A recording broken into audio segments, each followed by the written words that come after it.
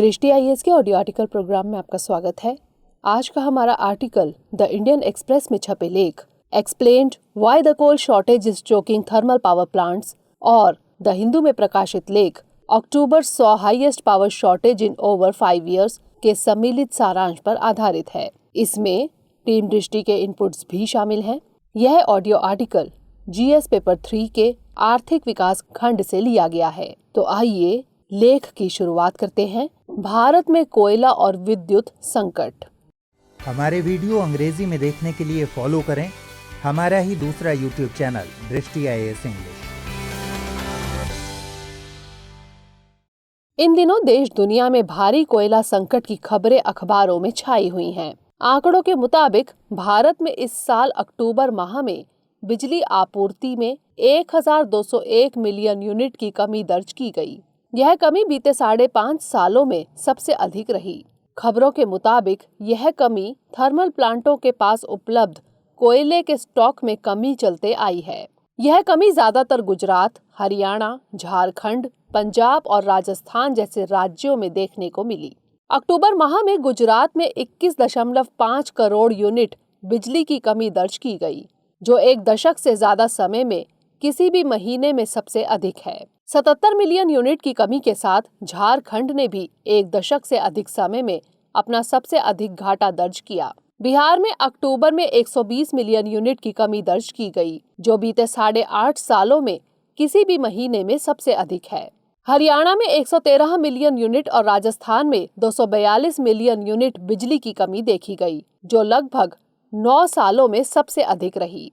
वहीं पंजाब का बिजली घाटा 121 मिलियन यूनिट रहा, जो 7 साल में सबसे ज्यादा है। अक्टूबर माह में उत्तर प्रदेश और जम्मू कश्मीर में भी बिजली आपूर्ति की भारी कमी देखी गई थी। हालांकि वित्त मंत्री श्रीमती निर्मला सीतारमण ने कोयले की कमी की खबरों को खारिज किया है और सरकार का पक्ष रखते हुए देश में किसी भी तरह की पावर शॉर्टेज की अफवाह को बेबुनियाद करार दिया है। ऐसे में इस ऑडियो आर्टिकल के जरिए हम भारत में बिजली की कमी के कारणों को जानेंगे कि इस पावर शॉर्टेज के पीछे कोयले की कमी किस तरह जिम्मेदार रही। भारत में पावर सेक्टर की क्या स्थिति है, भारत में पावर शॉर्टेज के क्या नतीजे हो सकते हैं और इस शॉर्टेज से निपटने की दिशा में क्या कुछ किया जा सकता है। इस ऑडियो आर्टिकल के जरिए हम इन्हीं सब पहलुओं की पड़ताल करेंगे। तो आइए विचार करते हैं। आइए सबसे पहले भारत में पावर सेक्टर की स्थिति को देख लेते हैं। बढ़ती आबादी अपने साथ कई समस्याओं को लेकर आती है। बढ़ती आबादी का अगर किसी चीज पर सबसे अधिक असर पड़ता है तो वह है मौजूदा संसाधनों पर भार और संसाधनों की अधिक मांग। बिजली की बढ़ती मांग ने भारत में बिजली उत्पादन की दर को भी बढ़ा दिया है। आज के समय में भारत बिजली उत्पादन के क्षेत्र में दुनिया का तीसरा और बिजली उपभोक्ता के मामले में दूसरा सबसे बड़ा देश है। गौरतलब है कि 2009 से 10 में लगभग 808.498 बिलियन यूनिट बिजली का उत्पादन किया गया था, जबकि 2020-21 के दौरान भारत में लगभग 1382 बिलियन यूनिट कुल बिजली का उत्पादन किया। साल 2021-22 के लिए 1356 बिलियन यूनिट बिजली उत्पादन का लक्ष्य रखा गया। इसमें थर्मल, हाइड्रो, न्यूक्लियर प्लांट्स से पैदा की गई और भूटान से आयात की गई बिजली शामिल है। यह उत्पादन बीते साल उत्पन्न की गई कुल बिजली से 9.83% अधिक रहा। गौरतलब है कि बीते साल यानी 2020-21 के दौरान इन चारों क्षेत्रों से कुल 1234.608 बिलियन यूनिट बिजली का उत्पादन किया गया था। भारत में पावर सप्लाई की स्थिति की बात करें तो इसे ऊर्जा की जरूरत, उपलब्धता और उसके सरप्लस एवं डेफिसिट के आधार पर देखा जा सकता है। 2020-21 के दौरान भारत में 12,75,534 मिलियन यूनिट बिजली की जरूरत थी, लेकिन इस दौरान कुल 12,70,663 मिलियन यूनिट ही बिजली उपलब्ध रही। कहने का मतलब यह है इस दौरान कुल 0.4% यानी 4,871 मिलियन यूनिट की कमी रही।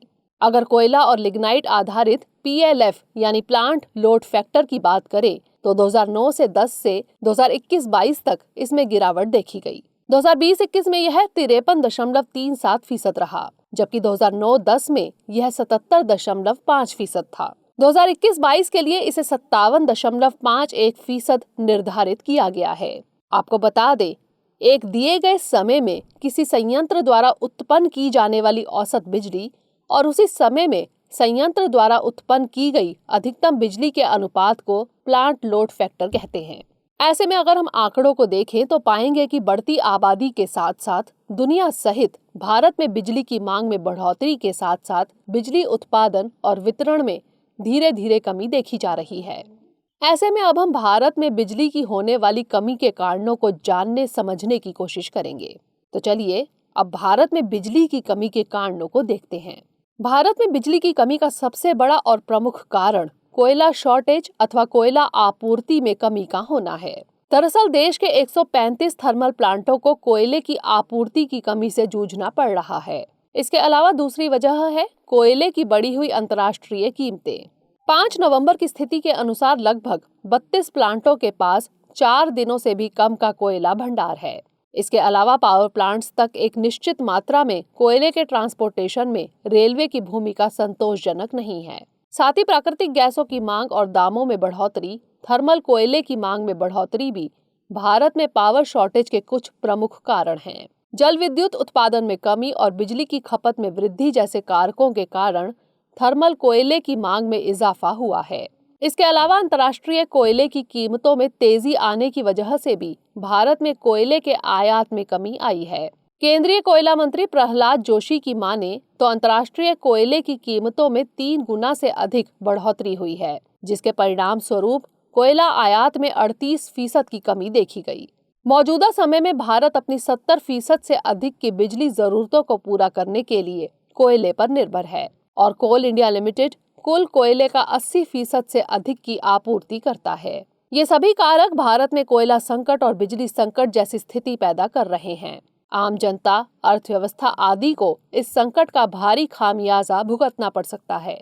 तो आइए कोयला और पावर शॉर्टेज के परिणामों पर फौरी नजर दौड़ा लेते हैं। कोयला शॉर्टेज से अगर कोई क्षेत्र सीधे तौर पर प्रभावित होता है तो वह है पावर सेक्टर। निजी क्षेत्र के संयंत्र बिजली संकट से बुरी तरह से प्रभावित होते हैं। उत्पादन कंपनियों में कोयले की कमी के कारण उनके उत्पादन का लोड अन्य राज्यों और कंपनियों पर पड़ने लगेगा। फ्यूल सप्लाई एग्रीमेंट्स यानी FSAs के जरिए धातु उत्पादकों जैसे गैर विद्युत उत्पादकों को जरूरी कोयले की आपूर्ति नहीं हो पाएगी। विद्युत संयंत्रों तक कोयले की पहुंच कम हो पाने की वजह से विद्युत उत्पादन में गिरावट आएगी। विद्युत उत्पादन में कमी विद्युत वितरण प्रणाली को प्रभावित करेगी। लोगों, कारखानों और उद्योग धंधों को मांग के मुताबिक बिजली की आपूर्ति नहीं हो पाएगी। इससे घरों में रोजमर्रा के कामकाज में दिक्कतें आएंगी। यदि उद्योगों को बिजली की कमी का सामना करना पड़ेगा तो इससे प्रोडक्शन गतिविधियां प्रभावित हो सकती हैं। कुछ व्यवसाय अपने उत्पादन को कम कर सकते हैं, साथ ही उनके दामों में भी बढ़ोतरी हो सकती है। देश में कोयले की सीमित मात्रा कोयले की कीमतों में भी बढ़ोतरी लाएगी। उदाहरण के तौर पर जिंदल स्टील एंड पावर नामक कंपनी की माने तो कई कंपनियां 1 महीने पहले ही 3 गुना दरों पर कोयला खरीद रही हैं। ऐसे में आगे आने वाले महीनों में स्टील की कीमतों में भी बढ़ोतरी की उम्मीद है। इसके अलावा भारत की आबादी और अविकसित एनर्जी इंफ्रास्ट्रक्चर के कारण लंबे अरसे तक एक गंभीर बिजली संकट की स्थिति रह सकती है। साथ ही बिजली की डिमांड में भी तेजी आने की संभावना है। जो संयंत्र कोयले से चलते हैं, यदि उन्हें कोयले की पर्याप्त आपूर्ति नहीं होती है तो इससे ईंधन में कमी आएगी। साथ ही बिजली की कीमतों में भी बढ़ोतरी देखी जा सकेगी। कोयला संचालित संयंत्रों के कम बिजली उत्पादन से देश के बाकी बिजली उत्पादन का भार हाइड्रो और पवन ऊर्जा संचालित संयंत्रों को उठाना पड़ सकता है। ऐसे में ये सभी कारक मिलकर देश की अर्थव्यवस्था को डगमगा सकते हैं। गौरतलब है कि भारतीय अर्थव्यवस्था 2011 में आए ऐतिहासिक 7.3% के संकुचन से अभी भी उबर रही है। ऐसे में उद्योगों को किसी भी तरह की बिजली कटौती भारत की इकोनॉमिक रिकवरी को ध्वस्त कर सकती है। ऐसे में समझना होगा कि इस कोयला और बिजली संकट से कैसे निपटा जाए। ऐसे में सवाल है कि आखिर क्या हो आगे की राह। देश को किसी भी तरह के बिजली संकट का सामना ना करना पड़े, इसके लिए कुछ उपाय किए जा सकते हैं। इसमें से पहला है खनन को बढ़ावा देना और कोयला खनन क्षेत्रों में कोयला ऑपरेटर के तौर पर निजी क्षेत्रों को मौका देना। हालांकि केंद्र सरकार इस समय कोयला स्टॉक्स की बारीकी से निगरानी कर रही है।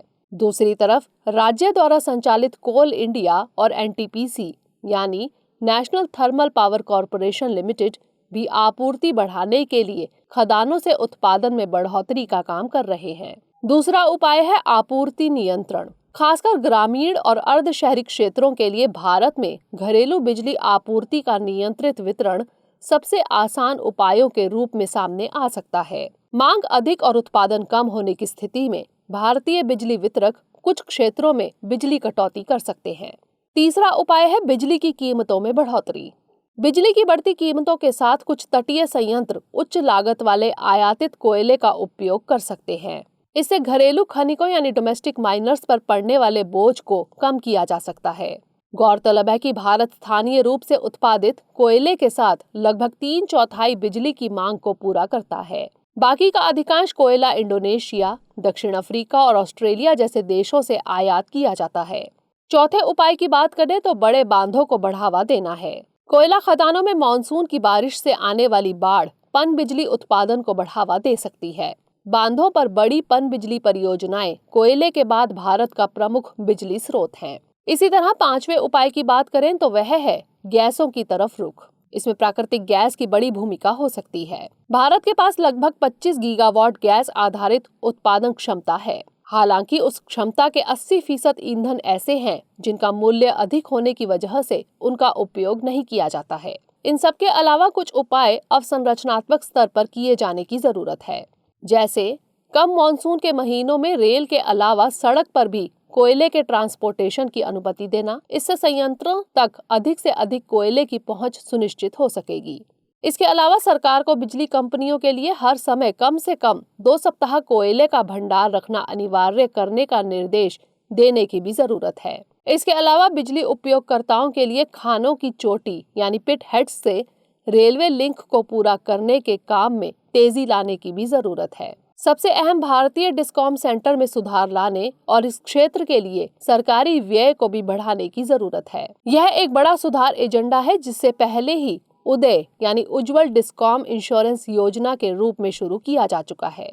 इन सब के अलावा भी भारत में विद्युतीकरण को बढ़ावा देने के लिए इसी तरह की कई योजनाएं और कार्यक्रम शुरू किए गए हैं, जैसे कि दीनदयाल उपाध्याय ग्राम ज्योति योजना, एकीकृत विद्युत विकास योजना, प्रधानमंत्री सहज बिजली हर घर योजना यानी सौभाग्य स्कीम, स्मार्ट मीटरिंग, आत्मनिर्भर भारत के तहत विद्युत क्षेत्र के लिए लिक्विडिटी इन्फ्यूजन स्कीम, जल विद्युत विकास परियोजनाएं शुरू करना, एक राष्ट्र एक ग्रिड, अक्षय ऊर्जा प्रबंधन केंद्रों की स्थापना करना, मेजर ट्रांसमिशन परियोजनाओं को बढ़ावा देना आदि। हमें यह नहीं भूलना चाहिए कि निकट भविष्य के लिए कोयला हमारी ऊर्जा का एक अभिन्न और एक बड़ा हिस्सा है। ऐसे में इन सभी उपायों पर तेजी से काम करने की दरकार है। आइए अब नोट करते हैं आज का सवाल। कोयला आपूर्ति में कमी किस तरह से विद्युत सेक्टर को प्रभावित करती है? भारत में विद्युत संकट के कारणों को बताते हुए इसके संभावित प्रभावों और इससे निपटने की दिशा में किए जाने वाले प्रयासों की समीक्षा कीजिए।